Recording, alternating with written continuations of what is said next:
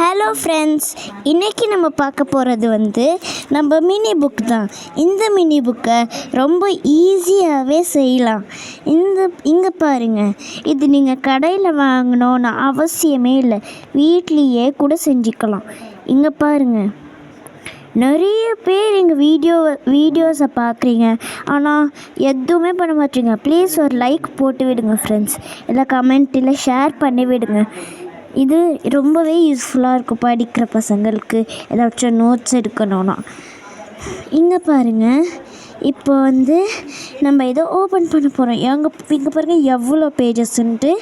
இது ரொம்பவே ஈஸி செய்கிறதுக்கு. என்ன தெரியுமா, ஒரு A4 ஷீட் எடுத்துக்கோங்க. ஃபஸ்ட்டு ஒரு A4 ஷீட் எடுத்துக்கிட்டு அதை மடிங்க, நல்லா மடிச்சுட்டு ஒன்று மேலே ஒன்று மடிச்சுட்டு அதை கட் பண்ணிக்கோங்க. இப்போது ஒரு பேப்பர் எடுத்து அது மடித்து அது கட் பண்ணிக்கோங்க.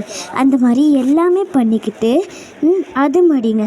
அது மடித்து அப்படியே லைனாக வச்சுட்டு ஏதாச்சும் ஒரு கலர் பேப்பர், உங்களுக்கு பிடிச்ச கலர் பேப்பர் எடுத்து அது அந்த சைஸ்க்கு கரெக்டாக கட் பண்ணிக்கோங்க.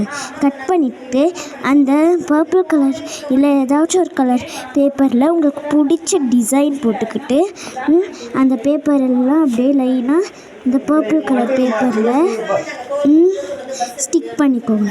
ஸ்டிக் பண்ணிக்கிட்டு ஒரு சின்ன லைன் பேப்பர் எடுத்து இப்படி மடித்து இப்படி ஒட்டிக்கோங்க. ஒட்டிக்கிட்டு இந்த மாதிரி அதில் ஹோல் இருக்கணும்.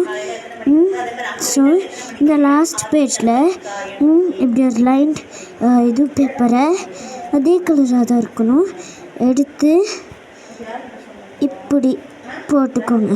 அவ்வளோதான், உங்கள் மினி புக் ரெடி. இது வீட்டில் ட்ரை பண்ணி பாருங்கள், ரொம்ப ஈஸியாக இருக்கும். சரியா ஃப்ரெண்ட்ஸ், பாய் பாய்.